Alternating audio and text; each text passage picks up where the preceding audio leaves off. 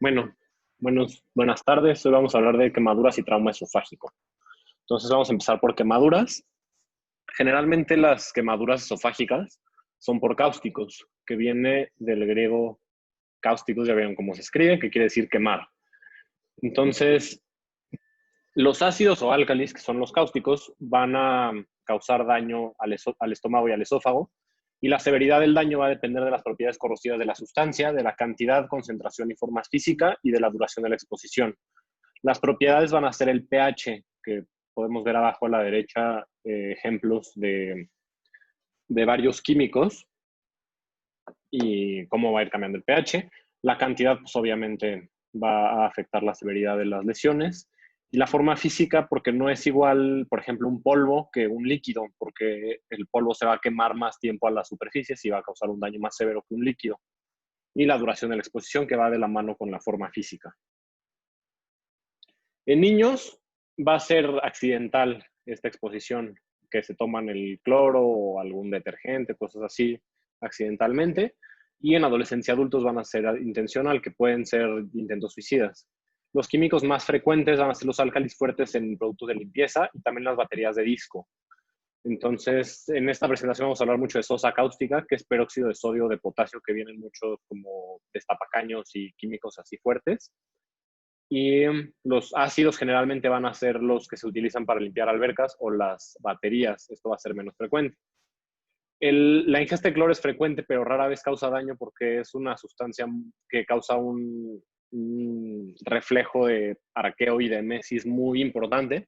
Entonces es raro que con el olor y el sabor tan intenso que tiene, pues pase de la boca. Las baterías de disco son bases altamente concentradas y ahí hay un problema doble porque hay lesión de los tejidos por descarga eléctrica o por presión directa, aparte del pH de los químicos que tiene.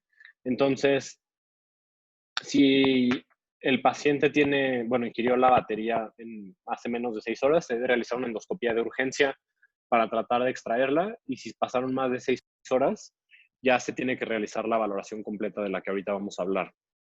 La fisiopatología de estas lesiones, como ya vimos, depende de la concentración de la sustancia y el tiempo de contacto. Y en general, los álcalis dañan más el esófago y los ácidos dañan más el estómago. Los dos van a causar daño laríngeo traqueobranquial en caso de que sean broncoaspirados. Aquí vamos a ver en las imágenes las lesiones por álcali del esófago.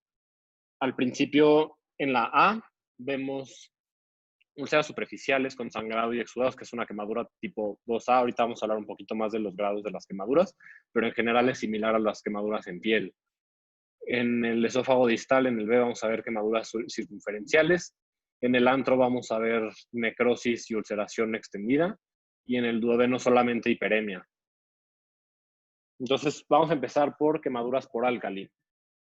Estas van a ocasionar necrosis licuefactiva, esto viene en el PUEM, entonces es importante acordarnos. Y esto va a ser por el tipo, o sea, como por los principios químicos de las bases.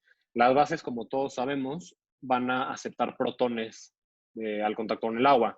Entonces, estas van a ser activas hasta que ya no se encuentren en un medio con el que causen reacción, cosa que va a ser muy complicada en el cuerpo, porque un medio en el que no causen reacción va a ser un medio sin agua, y pues todo el cuerpo tiene agua prácticamente. Entonces, va a ser que las lesiones se profundicen en segundos hacia el mediastino en el esófago, y en el estómago, al tener contenido ácido, va a lograr que el álcali, que las bases se saturen con los protones de los ácidos, y que solamente el 30% de las ingestas llegan a dañar el duodeno.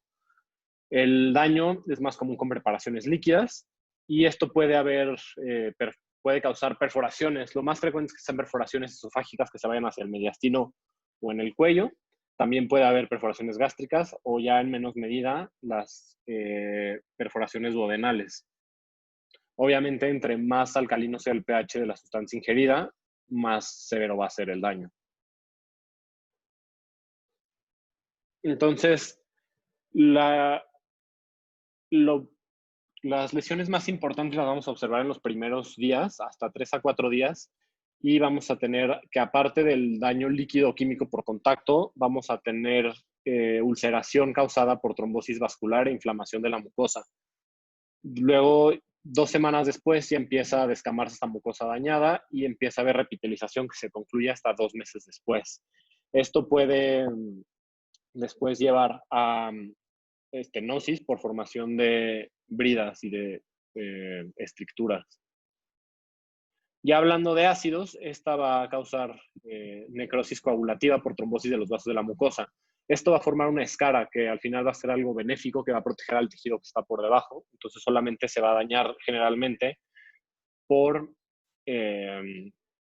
solamente se va a dañar la superficie del tejido, la mucosa que está en contacto con el ácido. La ingesta muchas veces va a ser limitada porque al tomar un ácido va a haber dolor en la orofaringe. Entonces esto va a hacer que pues, no haya tanta ingesta o que no pase de la boca. Pero eso también puede causar perforación y peritonitis. La clínica va a ser muy variable y hay que tener muy en cuenta que los síntomas no correlacionan con la severidad de las lesiones. Lo más frecuente es que va a haber dolor en retrofaringe, en epigastrio o retroesternal.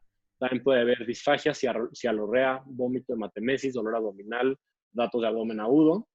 Y cuando hay aspiración, va a haber dolor, va a haber ronquera, estridor y disnea, pero esto es menos común. El diagnóstico, para hacer el diagnóstico es muy importante tener presente que la ausencia de lesiones en boca no excluye lesión esofágica, porque muchas veces estos químicos pasan tan rápido por la boca que no alcanzan a producir lesiones. En las primeras 24 horas se debe de realizar una endoscopía siempre y cuando el paciente esté estable y no tenga datos de perforación, ya sea esofágica o datos de peritonitis, de abdomen agudo. Y es muy importante asegurar la vía aérea, en especial en los pacientes que tengan datos de broncoaspiración, como es estridor o ronquera.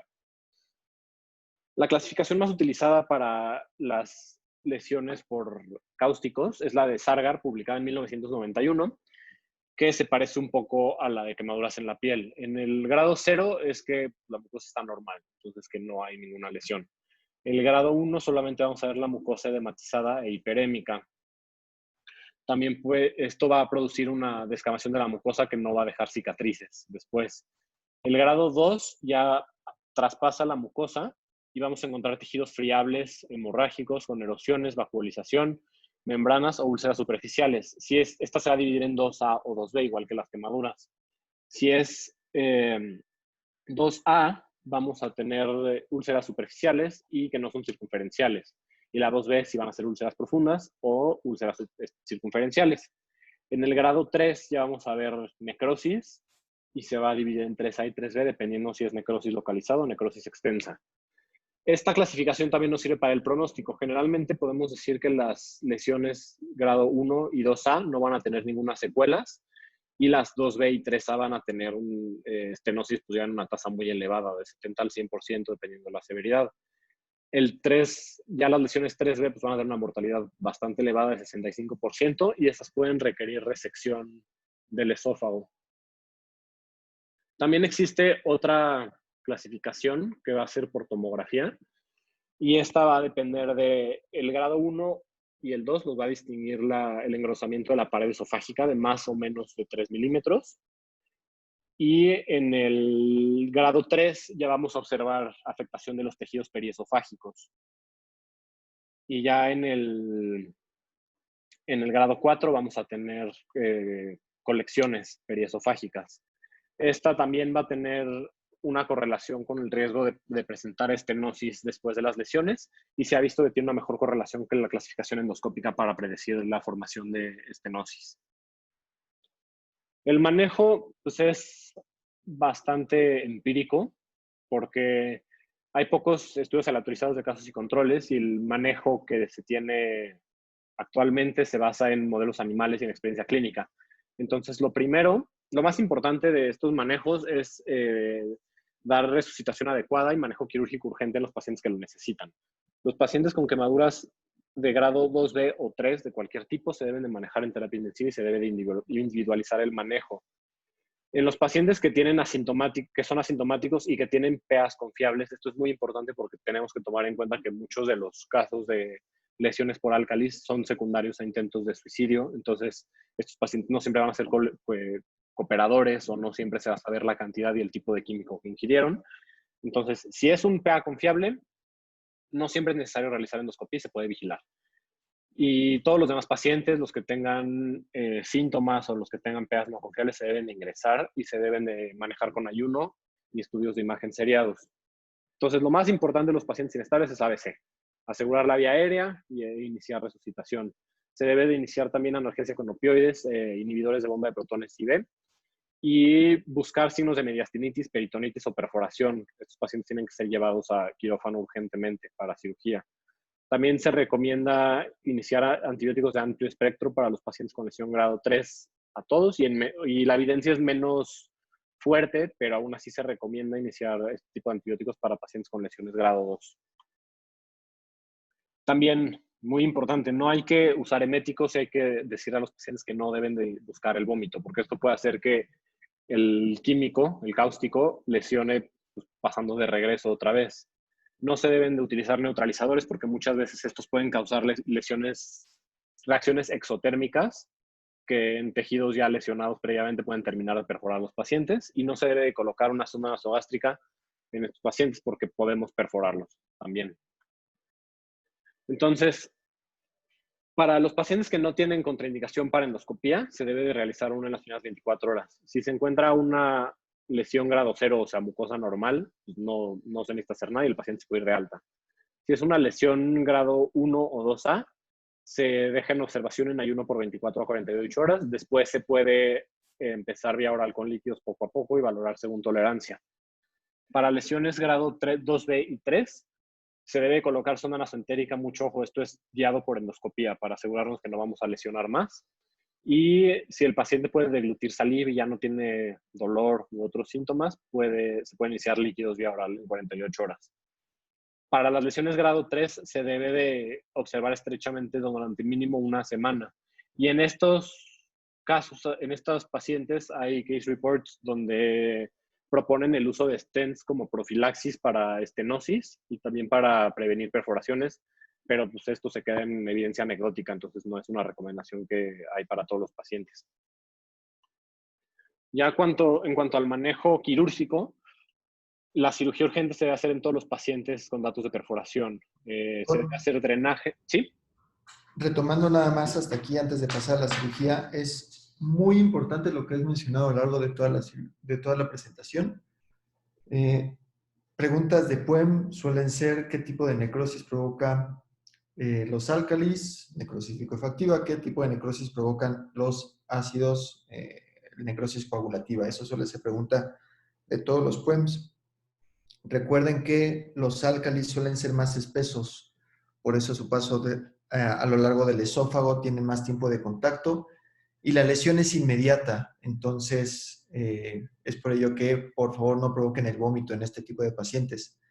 ¿Qué más? Los ácidos los ácidos queman inmediatamente, aparte tienen un mal sabor y provocan un gran malestar al paciente, por eso lo vomitan, por eso es más frecuente que lesionen la vía aérea superior. Y si algo llega a pasar por sus características líquidas, pasan inmediatamente al estómago, provocan una hipertonía del píloro y por eso se quedan más en el antro, por eso pueden llegar a lastimar más el estómago, principalmente el antro, que el esófago, hablando específicamente de los ácidos.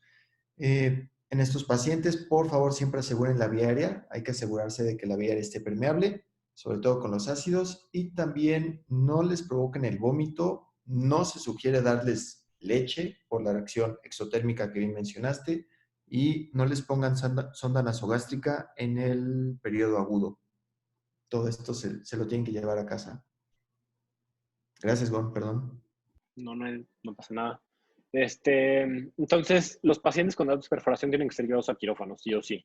La meta de la cirugía, ya sea en perforación en esófago cervical, en esófago torácico, en esófago abdominal o del estómago, va a ser drenaje, hemostasia y desbridación del tejido necrótico. El problema, las complicaciones de estas cirugías van a ser estenosis de anastomosis o del esófago en caso de que sea una lesión esofágica o así. Y en estos casos se puede hacer una interposición colónica o transposición gástrica, que ahorita vamos a tocar brevemente. El pronóstico pues, es muy variable, depende de la severidad de las lesiones y de las comorbilidades de los pacientes. Y la mortalidad en estos pacientes va a ser por secuelas de perforación y de mediastinitis. Entonces, pues, Hay dos tipos de interposición colónica. Según lo que leí, la verdad yo nunca he visto una. Lo que más se utiliza es la de colon izquierdo, porque pues, por la facilidad de hacer una anastomosis del transverso al sigmoides y que queda como más cómodo el pedículo vascular para subirlo. Hay que tomar mucho en cuenta como detalle técnico que se tiene que hacer una transposición de colon isoperistáltico, porque pues, las zonas peristálticas del colon van hacia un sentido nada más, y entonces si queda al revés, pues va a dejar con disfagia al paciente. También se puede utilizar, no encontré mucha literatura, no sé si Edgar nos puede ayudar un poquito con esto, que se puede dejar la válvula ileocecal a manera como de esfínter esofágico inferior para disminuir un poquito el reflujo y entonces hacer una anastomosis ileogástrica. Pero pues no sé, o sea, lo que me llamó la atención con esto es que justo esa transposición colónica no queda isoperistáltica, entonces puede ocasionar disfagia y pues no sé qué tan competente sea la válvula ileocecal como un esfínter esofágico inferior. ¿Pero eso lo Entonces, leíste en lo agudo? no, no, no. O sea, Ok. no, en lo agudo ahorita, en unas diapositivas les voy a hablar de las esofagostomías, pero Ah, esto es perfecto. hablando o sea, esto es como el tipo de reparación final al que se lleva. ¿Tú has visto alguna transposición de colon derecho con válvula? No, solamente colon izquierdo y solo uno. Realmente son muy raras, pero sí aclarar que esto es para las complicaciones crónicas como Sí. estenosis que no abren con la dilatación. O si hay que hacer una resección muy extensa y pues de plano no hay forma de que dé.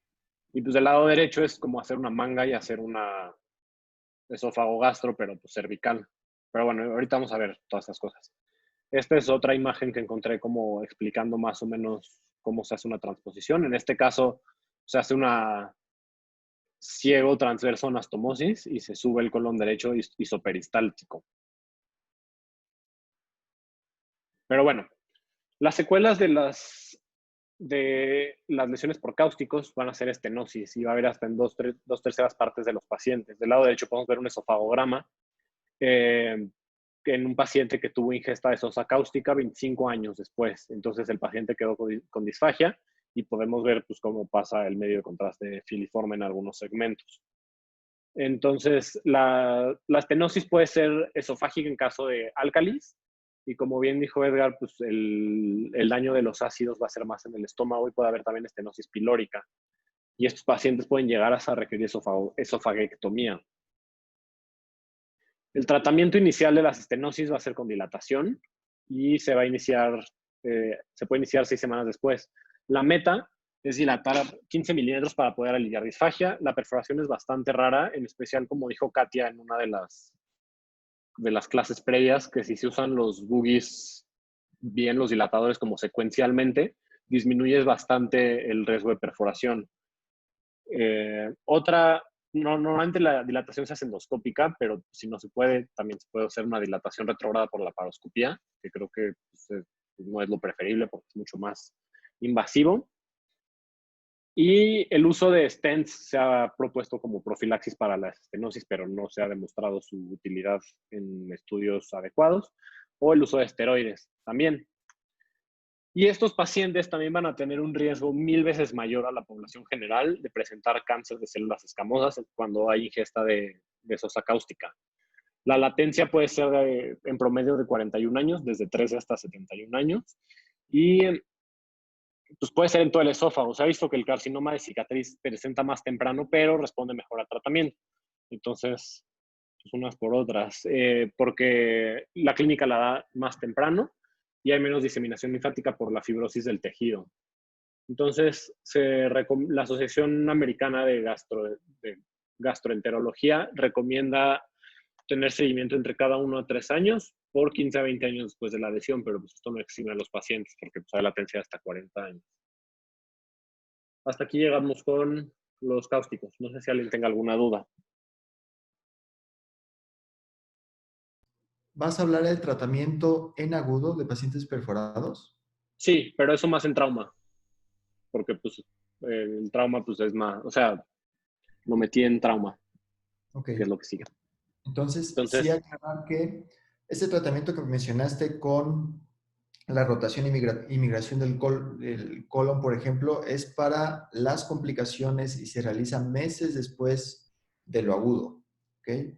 Si un paciente llega en agudo perforado, tienen que derivarlo, o sea, tienen que realizar un esofagostoma, tienen que lavar, tienen que drenar, tienen que hacer eh, el control de daños y ya después la reparación. No van a entrar a hacerle a migrarle el colon en lo agudo porque se les va a morir. ¿Ok?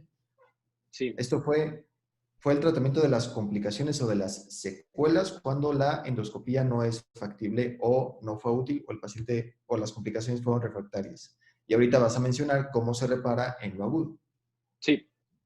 Hecho. Entonces, las lesiones esofágicas por trauma, hablando de los diferentes órganos, son poco frecuentes, pero son muy serias. En especial, las más serias son las del esófago intratorácico, por su proximidad con el mediastino y aparte porque generalmente son por trauma de alto impacto y que va a tener en un alto porcentaje lesiones asociadas, en 88%. Generalmente son más frecuentes en el esófago cervical porque en, en un trauma cerrado con el cuello hiperextendido puede haber perforación esofágica o ruptura por sobredistensión. Casi todas las lesiones van a ser por trauma abierto. Un trauma cerrado generalmente no afecta a las vísceras huecas, y menos cuando están protegidas por la caja torácica. Entonces, los pacientes con lesiones que podrían presentar lesiones esofágicas por la cinemática del trauma o por la trayectoria del proyectil o del instrumento con el que fueron lesionados deben ser evaluados. La exploración física va a ser muy inespecífica y puede ser, en el caso de lesiones del esófago torácico, una presentación con neumotórax o hemotórax. Entonces, ahí vamos a sospechar una lesión esofágica cuando hay salida de saliva o restos alimentarios por sonda endopleural. Esto implica que a estos pacientes hay que someterlos a exploración quirúrgica urgentemente. La evaluación por imagen, pues primero, como marca el ATLS, va a ser por una tomografía en los pacientes estables y se debe de valorar la trayectoria del proyectil y también se puede administrar contraste vía oral, no para ver tanto el sitio de perforación, porque es muy difícil localizarlo en una tomografía, sino para ver la extravasación del medio de contraste vía oral, pues eso indica que hay perforación esofágica. También se puede realizar un esofagograma ya en los pacientes estables que ya pasaron su evaluación secundaria de la TLS. Y en caso de tener dudas todavía, se puede realizar una esofagoscopía, pero va a tener un valor predictivo positivo bastante bajo porque las lesiones no siempre se alcanzan a ver bien, pero un valor predictivo negativo del 100%. También el esofagograma se puede realizar en pacientes con intubación o sedados o con déficit neurológico. Si se coloca una sonda nasogástrica y poquito a poquito, o sea, no la metes completa de golpe, sino la vas introduciendo poquito a poquito y vas instilando un medio de contraste y bajo visualización directa la vas avanzando para ver que no tenga extravasación del medio, bueno, salida del medio de contraste fuera del esófago conforme la vamos metiendo. Entonces, el tratamiento va a ser diferente al de las lesiones iatrogénicas, que son las más comunes. Generalmente las lesiones iatrogénicas de esófago pueden ser manejadas conservadoramente y ahí es manejo, no majeo. Pero el trauma va a ser con manejo quirúrgico inicialmente. El manejo va a ser con drenaje y desviación. Como ya dijimos previamente, no nos tenemos que meter en reparaciones en este momento. Solamente drenaje y desviación y luego ya ver qué onda. Entonces, en los pacientes inestables, lo que se tiene que hacer es una derivación para controlar la contaminación, nada más, no meternos en más problemas. Esto va a ser en los inestables, en los pacientes que tienen defectos muy grandes o que tienen mala calidad del tejido. Esto va a ser pacientes que tengan antecedentes de esofagitis eosinofílica, esófago de Barrett o candidiasis esofágica, alguna cosa que vaya, o sea, que nos haga pensar que un cierre primario no va a jalar, aunque si se trata de un defecto pequeño. El abordaje va a ser por cervicotomía, toracotomía o laparotomía, dependiendo de la parte del esófago que se encuentre lesionada. Y lo más importante aquí es intentar conservar la mayor longitud posible del esófago para facilitarnos la reconstrucción más adelante.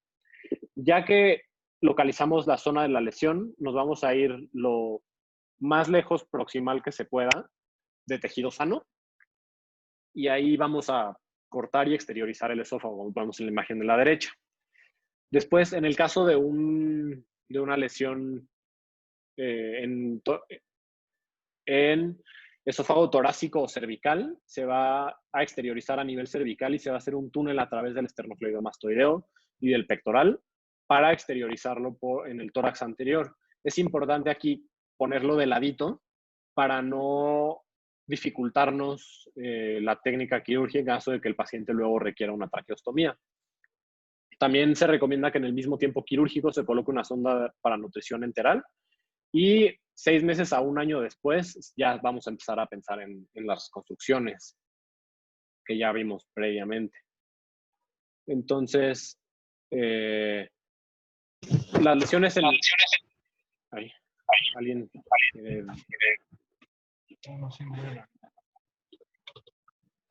ya, limpiamos a Flor. Para el esófago cervical, se va a realizar una cervicotomía en el borde anterior del esternocleidomastoideo izquierdo.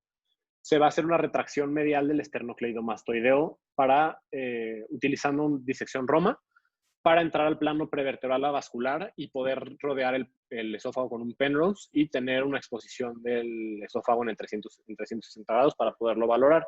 Hay que cuidar el nervio laríngeo recurrente, que como sabemos se encuentra en el surco traqueoesofágico, para no lesionar más cosas. Entonces, esta imagen que les puse es como de lo que buscamos ver.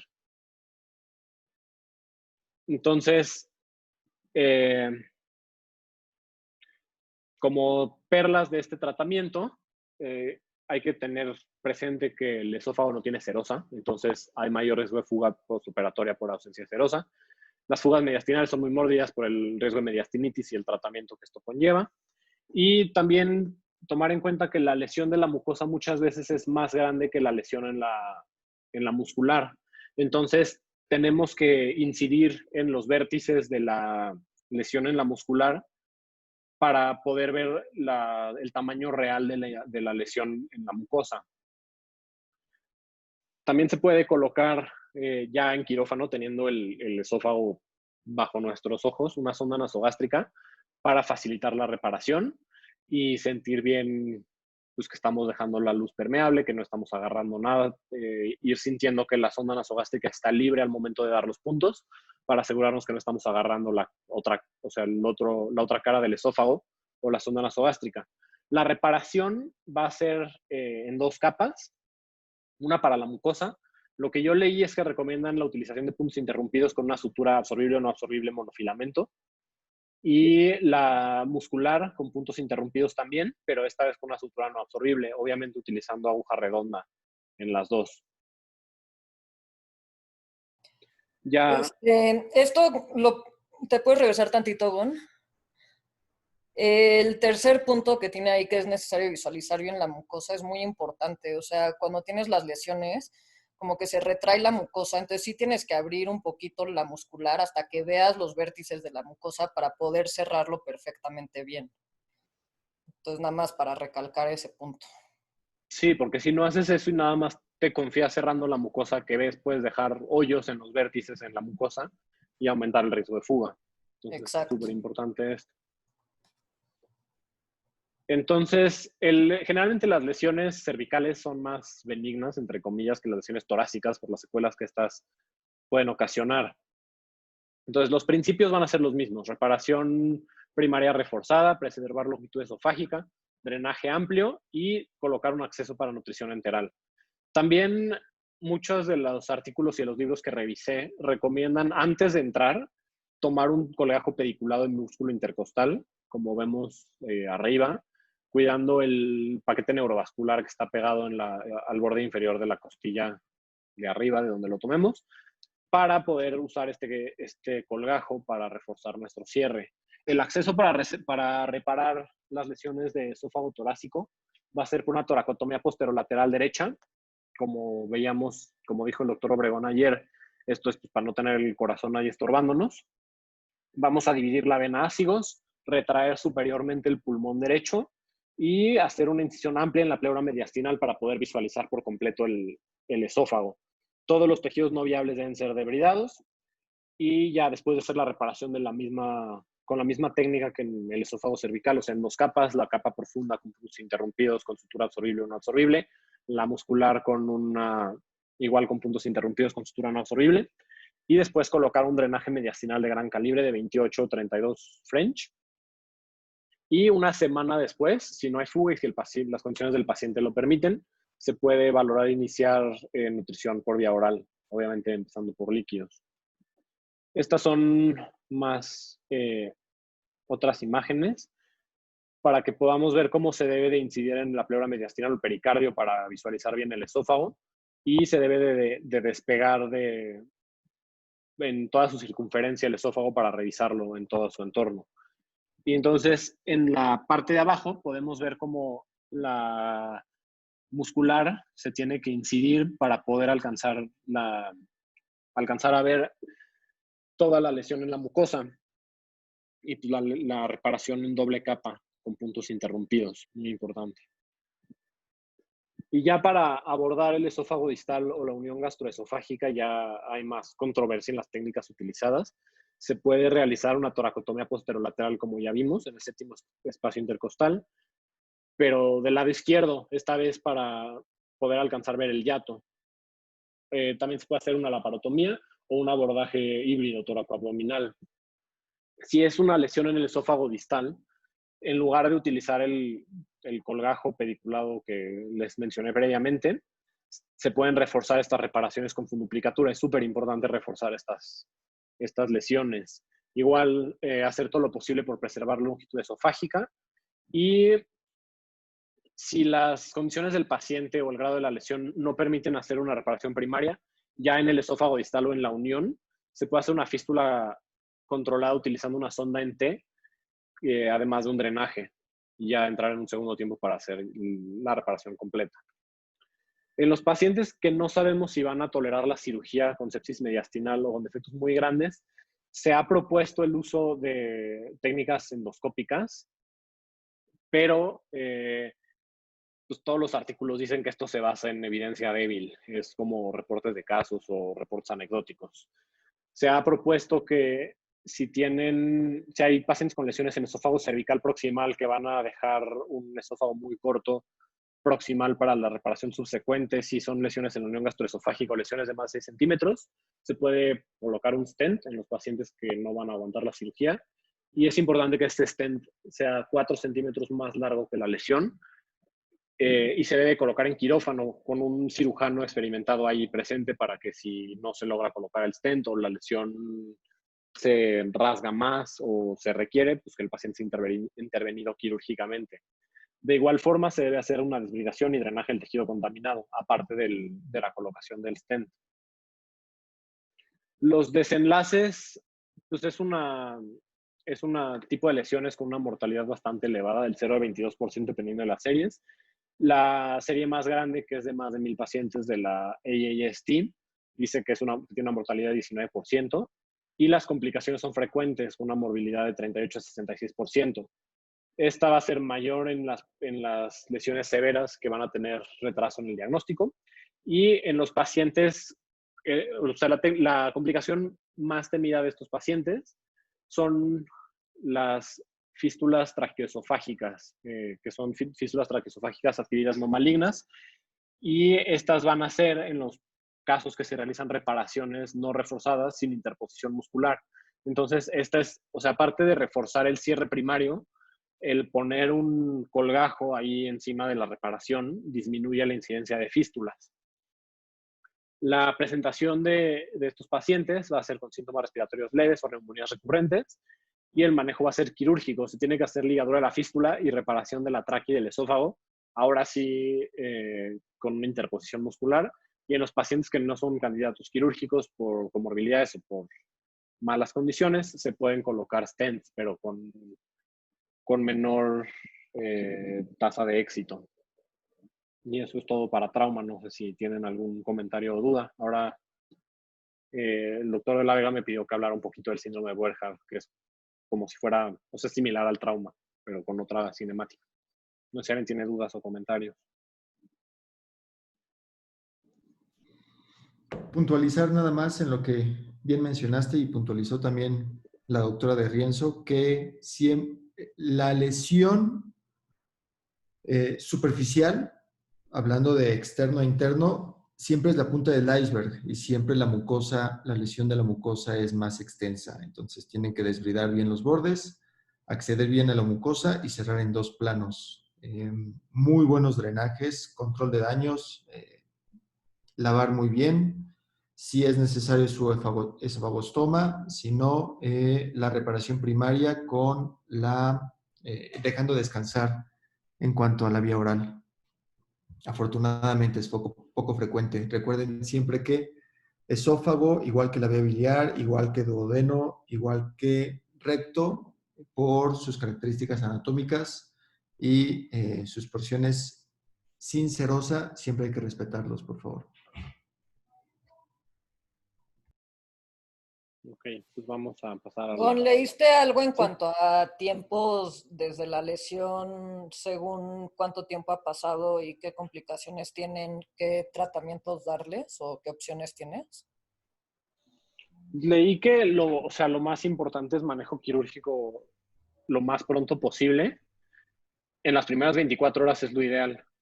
Pero si no, o sea, si no se logra esto, o si es una lesión más con mayor retraso, nada más leí que lo que cambia es que pues, se tiene que hacer mayor debridación del tejido porque, o sea, el chiste es debridar todo el tejido que se encuentre lesionado con irrigación comprometida y esto va a hacer que el cierre primario deje de ser posible porque va a quedar muy estrecho, por ejemplo. O sea, por ejemplo, en esta imagen, muchas veces entre más nos tardamos, más tejido va a haber que desbridar y a veces esto involucra hasta el 50% más de la circunferencia del esófago y en estos casos el cierre primario deja de ser posible. Entonces ahí nos tenemos que ir a un esofagostoma, aunque probablemente inicialmente sí se hubiera podido hacer un cierre primario. Eso es muy importante, o sea, ahí hay autores que manejan hasta 6 horas para poder hacer la debridación y el cierre primario y si no lo tienes que derivar y hacer un lavado y drenaje pues exhaustivo. Entonces el tiempo a la lesión es importante, en esófago es súper importante, de si te vas a aventar a hacer una reparación o si de plano lo vas a derivar, lavar y drenar. Los pacientes que hacen mediastinitis tienen una sospechar.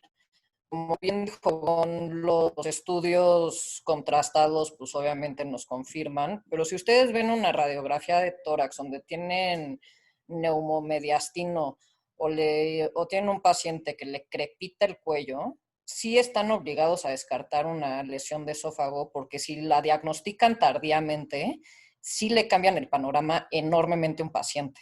O sea, no me puedo imaginar el tener un esofagostoma 6 o 12 meses. Ha de ser un martirio. Y también, ya hablando de como signos específicos, hay uno que, no, ahorita déjenme ver el nombre, o sea, es crepitación del mediastino a la auscultación, al ritmo del latido del corazón. Tiene un epónimo que en este momento se me fue. No sé si Edgar o Bea se acuerdan. Pero bueno, crepitación a la auscultación cardíaca, los datos de un neumomediastino con una cinemática del trauma sospechosa, todas esas cosas nos tienen que tener muy alerta. Y pues sí, o sea, el manejo va a cambiar con las horas de evolución porque va a haber que desbridar más tejido y pues, va a ser menos factible que dé para un cierre primario y hay que lavar. Entonces, hay que tener en cuenta eso. Y ya hablando del síndrome de Boerhaave, también se conoce como ruptura esofágica por esfuerzo. Se asocia a una tasa muy elevada de morbimortalidad y se define como perforación espontánea del esófago, secundaria a aumento repentino de presión intraesofágica combinada con presión negativa intratorácica. Que esto puede ser por vómito, lo más frecuente, pero también se ha visto que en casos de accesos de tos muy intensos, risa, arqueo, todas esas cosas pueden ocasionar estas perforaciones. Es bastante poco frecuente, con una incidencia de 3.1 casos por millón de personas por año. Yo nunca he visto uno en el hospital. Y representan el 15% de perforaciones esofágicas.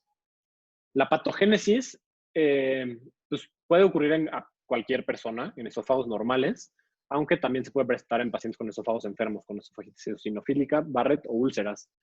Principalmente se asocia a vómito, pero también se ha visto en partos, crisis convulsivas, tos, risa o hasta levantamiento de pesas en el gimnasio. Esta va a causar una perforación esofágica longitudinal, generalmente posterolateral, en el tercio distal, que es la parte que está como más en contacto con los cambios de presión del tórax. Y esto va a causar una mediastinitis química. En general, la ruptura del esófago cervical es menos mórbida porque la contaminación es lenta y pues no tiene tanta comunicación con otros espacios. O sea, sí se puede llegar a comunicar con el mediastino, pero el tiempo que toma la disección química de este compartimento pues es lenta. También puede ocasionar tamponade, derrame mediastinal, muchísimas cosas que pueden llegar a ocasionar muerte si no se detectan y se tratan. El diagnóstico, pues inicialmente va a ser la clínica, que va a cambiar dependiendo de la localización de la perforación, el grado de fuga, o sea, el tamaño de la perforación y el tiempo de evolución. Generalmente se va a ver en estos pacientes antecedente de vómito, que puede o no estar presente, o de alguno de los factores de riesgo que mencionamos previamente, con dolor retroesternal. Va a haber los signos que hablamos previamente, el enfisema subcutáneo, crepitación mediastinal. Se llama signo de Hamann. Crepitación mediastinal a la auscultación con la frecuencia del ritmo cardíaco.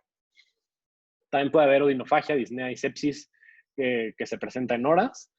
Y esto es para las perforaciones torácicas. Las cervicales generalmente va a ser dolor en cuello, disfagia y disfonía. Y las perforaciones intraabdominales van a presentarse con abdomen agudo o con dolor epigástrico que se irradia a hombros.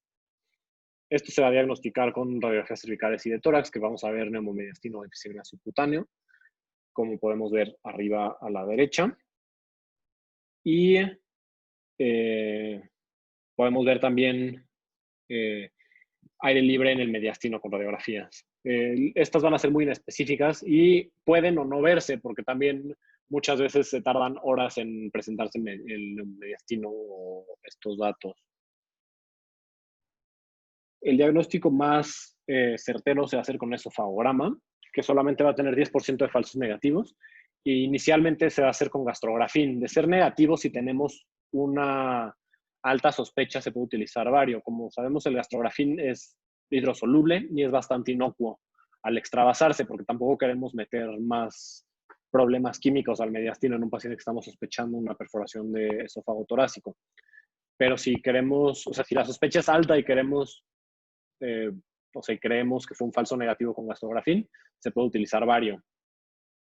Para los pacientes que tienen esofagograma negativo o en los que no se puede realizar un esofagograma, se puede realizar una tomografía, pero esto no va a servir para localizar la perforación como tal, nos va a servir para ver como secuelas de la perforación y pues ya con eso irnos a una exploración quirúrgica. El manejo inicial va a ser en terapia intensiva con ayuno, se tiene que ser NPT, antibióticos intravenosos, inhibidor de bomba de protones, y se tiene que hacer a fuerzas drenaje y desviación de tejidos necróticos y una valoración temprana por cirugía.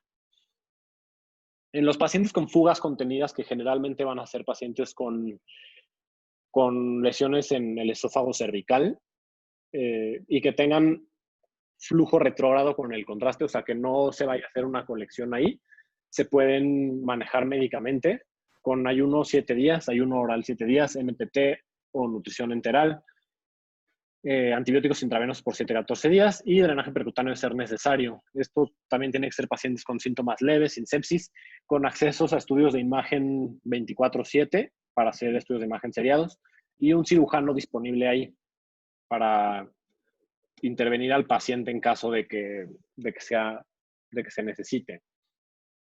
Entonces, los pacientes que van a tener que pasar a tratamiento médico son pacientes que cambien de tener una extravasación de medio de contraste contenida a una extravasación difusa que la extensión de la perforación aumente, que haya un deterioro clínico en el paciente o que empiece con sepsis, que haya progresión en el neumomediastino neumotórax o que se desarrolle un empiema. Estos pacientes se tienen que manejar quirúrgicamente.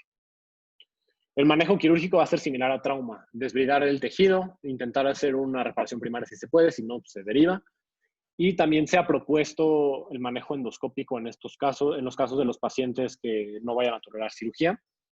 Y esto se puede realizar con clips para cerrar las perforaciones pequeñas. Se pueden utilizar stents o también se pueden realizar suturas endoscópicas con menor efectividad al manejo quirúrgico formal, pero pues, en reportes de casos se han visto resultados que pueden ser prometedores en pacientes que de todos modos no son candidatos a cirugía. Y no sé si... La serie más grande de pacientes con manejo endoscópico es de 340 pacientes y reportaron una tasa de éxito en 81% de los pacientes, pero de estos 81 pacientes, no es por ciento, de estos 81 pacientes, 58 requirieron manejo quirúrgico después, o sea, no en el momento agudo, pero sí después. Entonces, no es tan preferible el tratamiento endoscópico en estos pacientes. Entonces, eso sería todo por el síndrome de Boerhaave y de la plática. No sé si tengan dudas o comentarios. Yo nada más un comentario de los stents. O sea, obviamente no es mi fuerte porque no soy endoscopista, pero de lo que he platicado con endoscopistas, no cualquier endoscopista te baja un stent. Y no cualquier endoscopista te baja un stent bien bajado. O sea, sí hay sus indicaciones y contraindicaciones específicas, que pues lástima no se pudo conectar Paco por lo que veo, pero si no después le podemos pedir a Paco y a Katia que nos expliquen bien la parte de los stents con sus indicaciones y contraindicaciones, cuándo ponerlos, cuándo te puede aumentar el grado de la lesión esofágica y también acordarse que bajarle un stent a un paciente no es nada más se lo bajo y ya, o sea, también tiene contaminación. Pues también tienes que lavar y tienes que drenar, ya sea por drenaje percutáneo en caso de que sea necesario o un drenaje quirúrgico tal cual, con un lavado quirúrgico bien hecho. Pero sí, justo como dijo Gonzalo, o sea, las series más grandes de stents son como de 300 pacientes y no todo endoscopista tiene experiencia bajando stents de una forma adecuada. Entonces, suena muy bonito, pero aguas. Gracias. También en relación al uso de material de contraste en tórax, el más práctico es gastrografín. Sin embargo, acuérdense que su sensibilidad en relación al bario es menor y también puede provocar neumonitis química en pacientes con riesgo de broncoaspiración. Entonces, estos estudios en pacientes con trauma torácico deben individualizarse. Muchos incluso prefieren y optan por bario en lugar del gastrografín. Tengan eso en cuenta. No sé si alguien tenga algún comentario, alguna duda.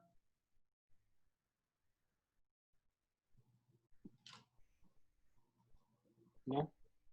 Pues sí, Paco tuvo una gastrostomía ahorita, entonces por eso no se pudo conectar, vean. Pero sí le voy a decir que sí nos puede platicar un poquito el viernes de estas cosas. Sí, aunque sea que nos platique 10 minutitos y que quede un poquito más claro ese tema. Sí, me dijo que tenía una gastros. Bueno, pues muchas gracias. No Muchas pasa gracias, César, nada. por Muy buena clase, muy buena por coordinar presentación. emergentemente. Oigan, les recuerdo que el primer día hábil, sus calificaciones